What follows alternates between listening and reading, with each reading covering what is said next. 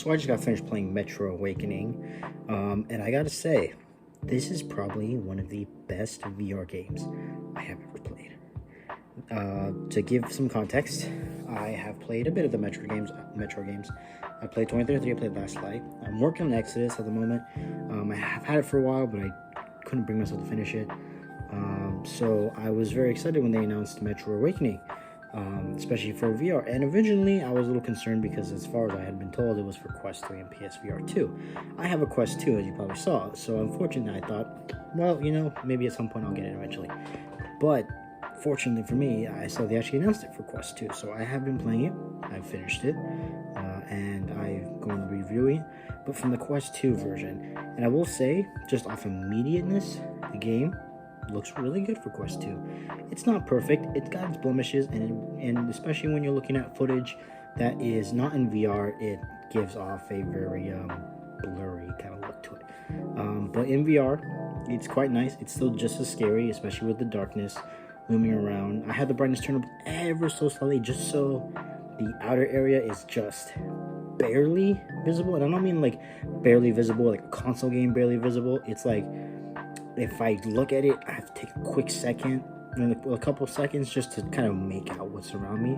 Before, it was pitch black, and honestly, the only reason I turned it up wasn't because I was scared. It was actually because it was hard to focus on the environment in the game, because I couldn't quite actually understand what I was looking at. This is a problem I have with VR games, is for comfort settings, vignettes are great for people who haven't played VR.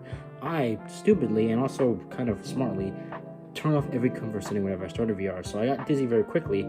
I obviously got back and grew out of it, but I never had the vignettes. I didn't have the motion smoothing or the teleporting. I always had full motion, because I knew that was the way I wanted to go and the way I think VR looks the best in. So I forced myself into that, and the tunnel vision, the lighting, especially when the whole game around is dark and basically pitch black, made it so like I was playing with the vignette, and it really made it hard for me to actually play the game. So I had to turn the brightness up slightly just so I can kind of make out the environment around, and it worked out. After that, I played the game from beginning to end. It was completely fine. I didn't have any problems. But you will see some clips. Unfortunately, the clips will be at the very end of the video, just because I want to keep the video, flowing, get all my discussion topics out, and there will be some arachnophobia, sort of. I'll have a disclaimer probably right before the clip starts, that there are clips of spiders and stuff. I will say there are very many clips of spiders that I had that I'm not going to put on here, because the majority of them were frustration, but the ones that I'm going to show are generally my first encounters with them, or just general random encounters that they happen to pop up. They're quite terrifying, especially when you're playing it, and for rewatching, especially for myself, I found them very funny. However, I will say now, as of recording, they have released an update that has an arachnophobia mode, so you can turn off spiders. That has been out for about 2 or 3 days since this video was filmed, so just knowing, if you want to play this and you're scared of spiders, don't worry, they got you covered now. But I unfortunately got to a majority of the game, including spider sections, pre-arachnophobia patch, so I had no choice. And at that point, I figured I might as well just keep going. So I want to get into the general story, because this is surprisingly, not really actually, a story-based VR game. You play as Siddharth. He is the main character. And if you know the story of Metro, he's eventually a later character, who I won't say for spoiler reasons, but you can definitely, play the game, or see other reviews. They'll give you a very good idea. And heck, I think even the description of the game really kind of gives you a good idea of the way that if you've played the Metro games. But it's essentially the story of how a character became a different character. And it's very interesting. It's very telling. It's also very touching in some fashion. The way it deals with all the aspects of the first Metro game specifically, because it does unfortunately have one aspect about it that I don't like, that I feel like should have been incorporated in some fashion, is the surface. You go to the surface a total of 1 time in the game. It's in the very beginning, and unfortunately, when you go up there, it's only inside a building, so you don't really get to see anything on the outside, and then after that, it's done. You never go back to the surface. You get glimpses of the surface through station entrances, Some of them are open and you can kind of see light peering out. Specifically, one towards the end of the game is wide open. It's snowing everywhere. So that was really cool, and it was a very nice set piece to be after, desolate, dark, ridden caves all the time. But it's a very simple story. It's a great story, especially for the character. It's not moving per se. It's a touching story, but also it definitely has character progression within Siddharth. You see him actually progress to the character he becomes later on, and you understand it now. And it's not just him being weird in the future games or in the stories. It actually has a reason for the way he is, and I think that went out really well. I think they did a really good job at that. The voice acting and everything is actually on par with Metro games. I played a couple story-based VR games in my life, and most of them have decent stories. The voice acting is nothing ever special, but they actually treated this like a full-fledged Metro game, so the voice acting is just as good. They got returning voice actors for specific characters like Siddharth, and it's really well written. It feels like people are having a natural conversation, albeit in a really weird Russian accent because I don't know Russian. I have to play in English. But it was really well. They really did treat it like just a Metro game, but in VR. And I applaud them for that because it does a very good job at being a Metro game in VR. So gameplay-wise, the game is just as good as most VR shooter games. It's usually kind of satisfying and fun. You don't get a huge variety of weapons. However, you do get a lot of variety of things you have to do. So you'll probably see in clips later. Just like traditional staple Metro, you have to use a hand crank generator. And unlike most all Metro games, I believe actually, where you just flick a button and it's done, you actually have to physically crank it, which is cool. And then to connect it to power generators in cutscenes, obviously they just, but here you actually have to grab it and drag it to a station. It clips on and then you crank it. That was nice. The one thing I will say that was actually frustrating, but not because it was bad, it was because it was good, but it was actually just generally frustrating, is the gas mask. I love the way they portrayed the gas mask because in order to do it, you have to pull out your back, you have to grab the mask, and you have to put it on. And because radiation sets in so quickly in these areas, oftentimes you're cutting it very close before you die putting on a gas mask. And it's really good because it's tense. It feels like your character is genuinely suffocating, especially when you can hear the characters going, gasping for air. Like, they actually do that. So you have to put it on. And luckily, like every Metro game, you have your little trusty watch with a light indicator. It will tell you how much time you have on your gas masks. It will tell you, if you're visible or not, and it will beep when radiation spiking you. You need to put it on. So it's very well designed in that aspect, and I love that it does that. Weapon switching is a little different. You can only carry one primary and one secondary, which is secondary is always going to be a pistol, so you don't have to worry about changing it. Instead of doing like a quick select, you have to use the same arm you use to pull out your backpack, which is the left shoulder, my left shoulder specifically. You have to reach over to your right and pull it out, and then you have a slew of 4 different options. You have your AK, you have your silenced, pneumatic gun, except this time it's not pneumatic, it's a crossbow, which is cool. Well, I think it is technically pneumatic, but it's not pumped. And then it's the Shambler, or the iconic Metro shotgun that has the rotating barrel of shotgun shells, which to this day I still think is the coolest design for a shotgun, in my opinion. And then you have blow darts. Now, blow darts you get as the last weapon in the game, and to be honest, outside of the moment you really have to use it because I think your weapons go missing or something. I don't remember. I had forced to be using blow darts. Didn't really use it. Didn't really like it all that much. It's probably the weakest weapon in the game.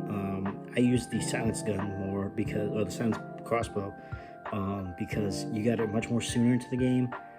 It's silenced. The ammo is not very plentiful, but to be honest, you can pull the arrows out of enemies and retake them, so you get a benefit of that. So you really don't have to worry too much about the ammo of that gun, but it is fun and satisfying. And the gunplay specifically is really interesting because they didn't do a traditional laser pointer sort of VR shooter game where you point at your gun and you don't have to have to aim down the side, because there's a laser pointer that just kind of tells you, oh, you're gonna hit that. This game, you actually have to pay attention, and they even notice, because whenever you hold a VR controller, your hand's kind of like this instead of like that, how you should be holding a gun.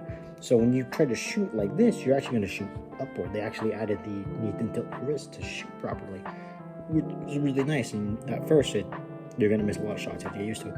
Eventually, I got used to it as well, to the point where I didn't have to like aim at it, like kind of gauge, and I got it. And then there's just tons of gauge and I didn't get it at all. But you get used to it very quickly, and it's very satisfying.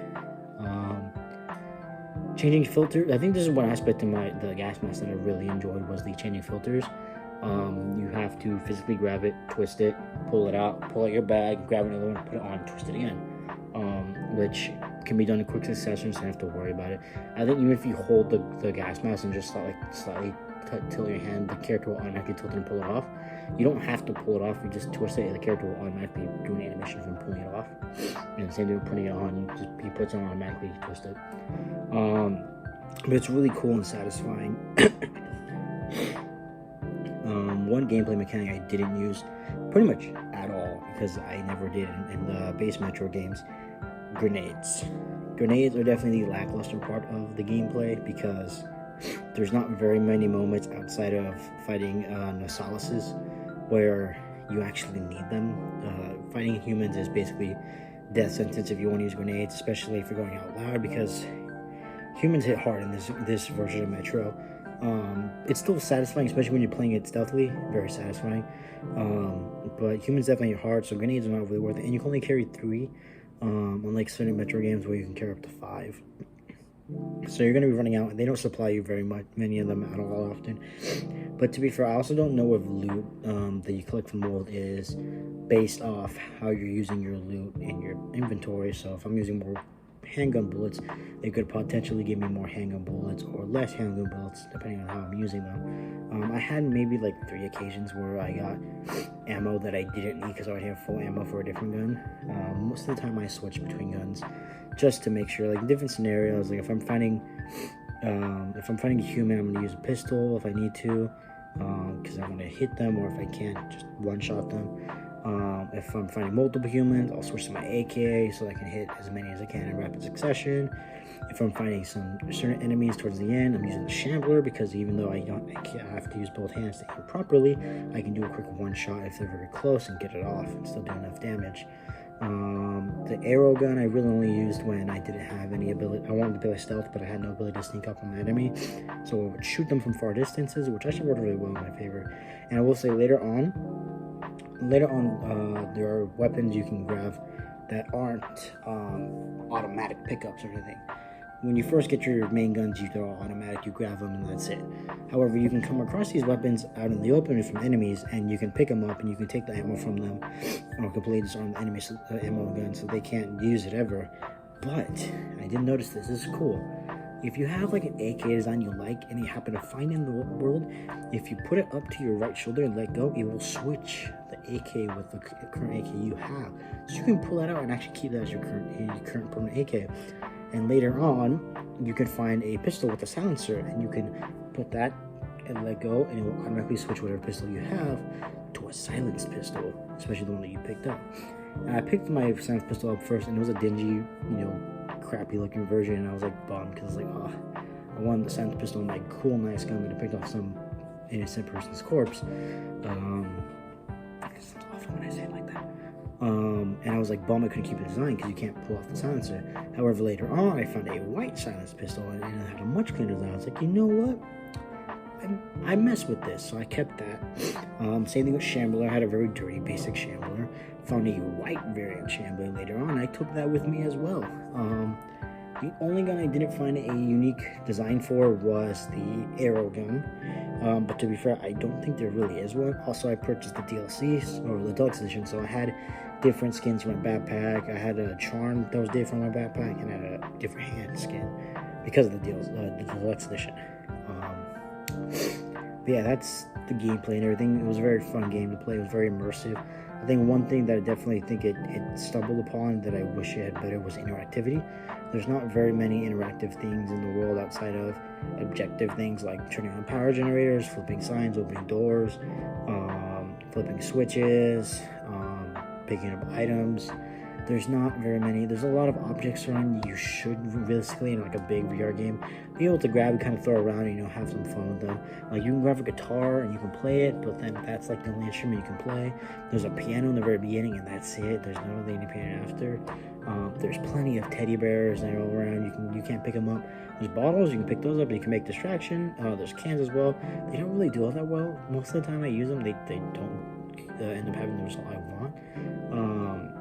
So I don't pick them up. I just kind of stealth around, hopefully, trying to get my best results. So unfortunately, that didn't really go the way I wanted it to, which is fine. I didn't expect this to be no Half-Life Alyx competitor, but I definitely expected it to be an immersive game, and to that extent, it was. It was very much well done.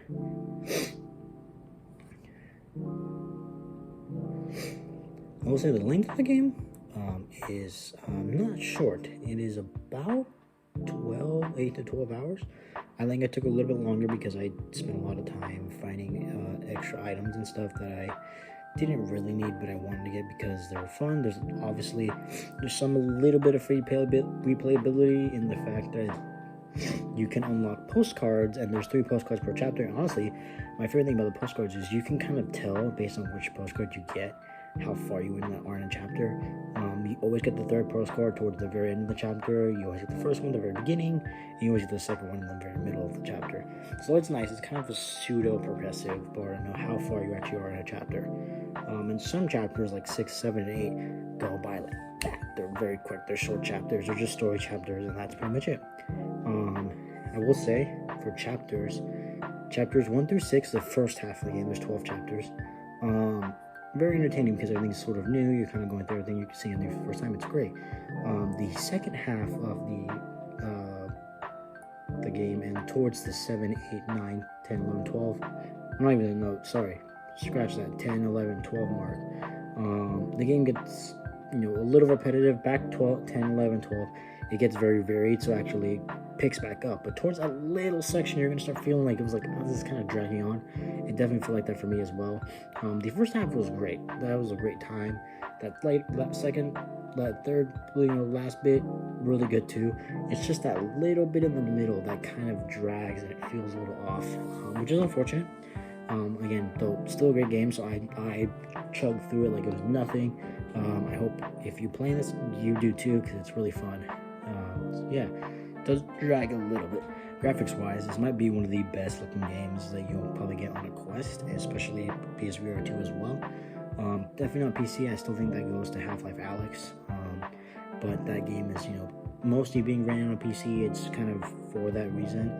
Quest 3, the fact that it even looks as good as it does on the Quest is amazing, especially with Quest 2. It looks really good as well. And I played Assassin's Creed Nexus VR, and that game looks really, really good too. So it was a big surprise to see how good it looked and the quality is, especially with how long you can actually play this game for about 3 hours on Quest 2, which is about the size of most games you can play on Quest. So that was nice to see that the game actually lasted just as long as every other Quest game, especially with how good the game looked for the Quest 2. So I was really shocked at how the quality of it, but it shows that the team over at Vertigo put a lot of time into making sure the performance is good, the quality of the game is good, and they stuck true to Metro. And they did a really good job doing that. Overall, I think this is a phenomenal VR game.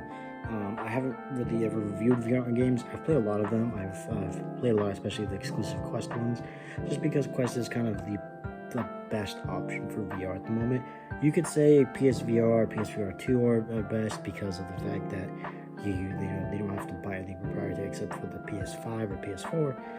But to that extent, it's not all in one. It's not super affordable, especially PSVR 2, and you can only really use it on your PlayStation. Quest, especially Quest 3 and Quest 2 and Quest 3S, and all the Quests really are affordable to an extent. The most expensive being $400, the least expensive being $300.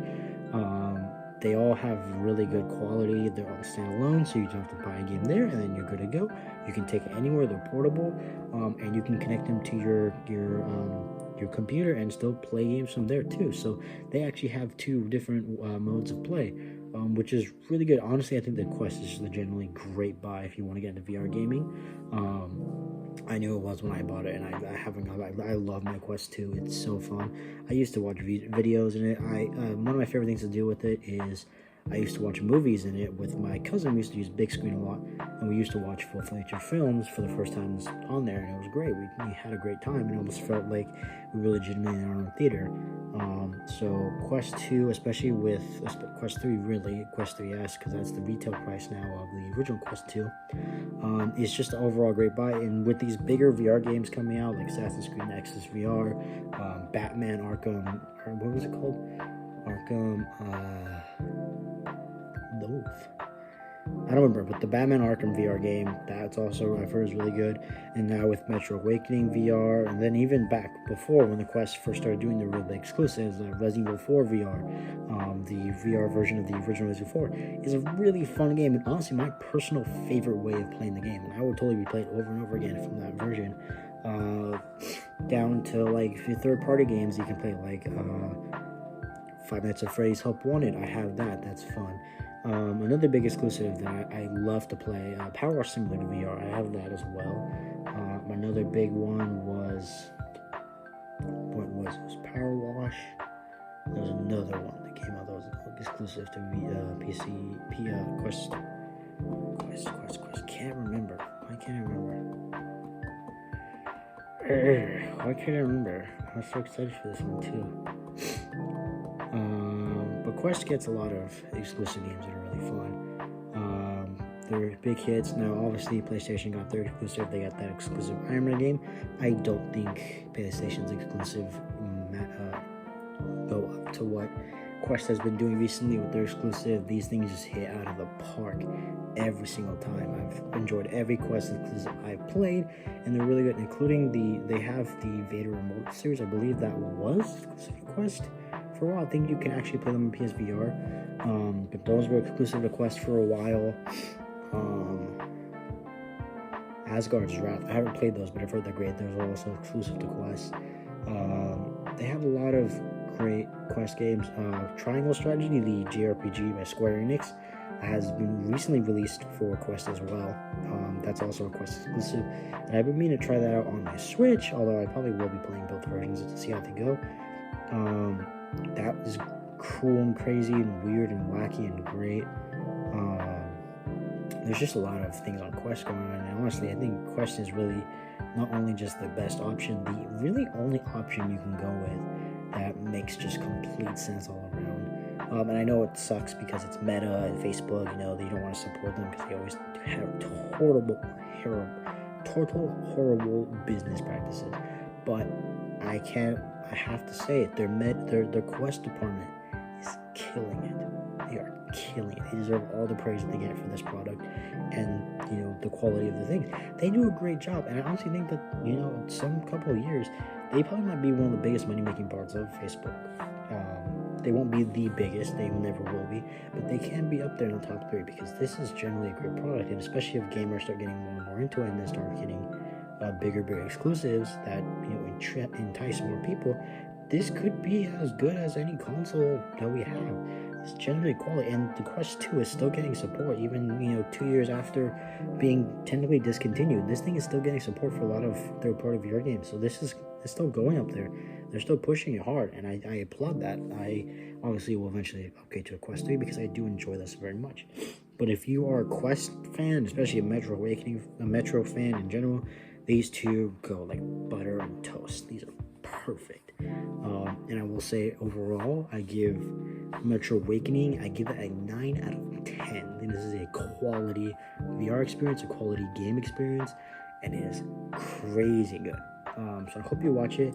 Now, stick with me here. We're going to have some clips going off. We're going to have some arachnophobia clips. We're going to have some funny clips.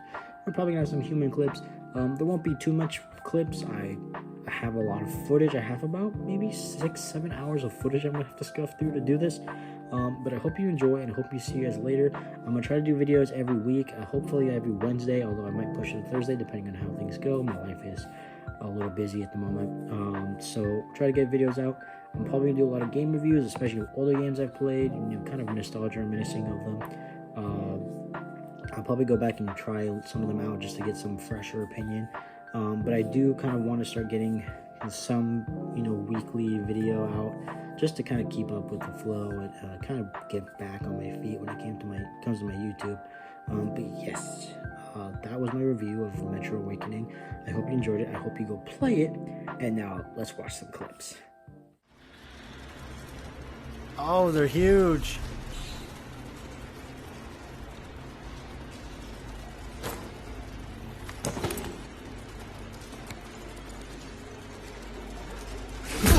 Oh my god. Spiders?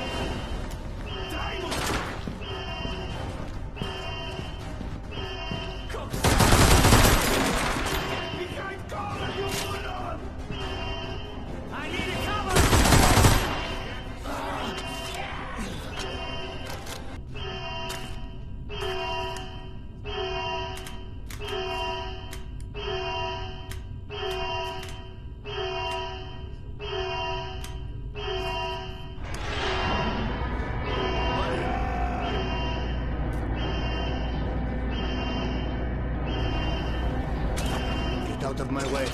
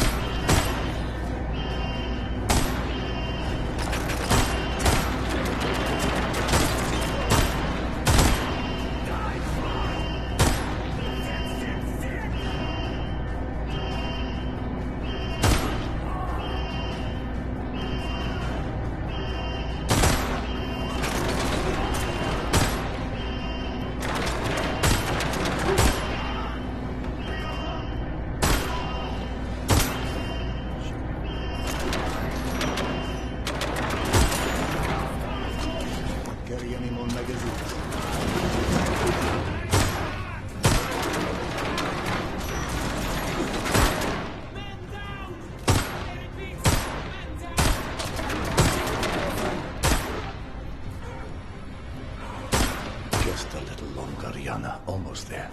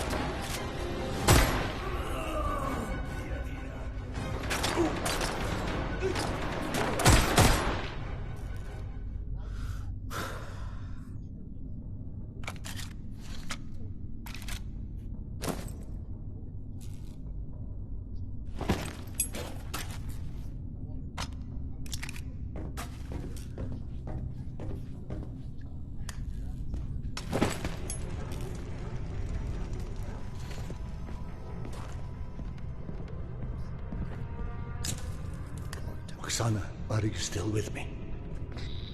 At least for a little longer, it seems. Actually, I know it goes against everything I've told you so far, but would you please do tarot for me? If it doesn't help, it won't hurt either. Yes, I suppose. Yeah, now you tell me Don't I've wanna been be so cold, arrogant though, about for anything me. spiritual. My tarot cards. How come? I cannot touch them. They are... Where are they? You can't touch them? No! I can't find anything, Sedan. I feel like I'm not going to ever find anything. I feel trapped. Oksana, don't worry. I'll find Alex and we'll come back for you, I promise.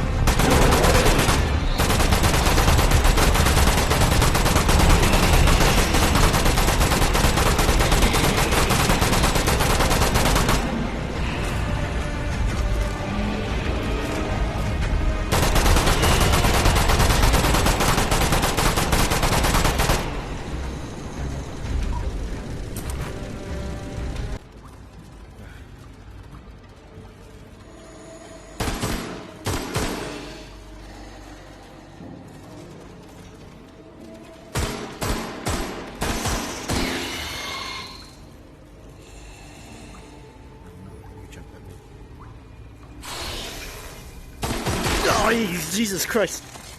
Get off me! Ollie!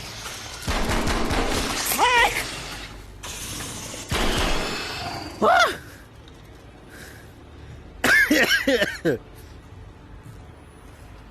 Ah! I can't carry any more clips. No, don't drop that. Oh God, the stupid spider corpses.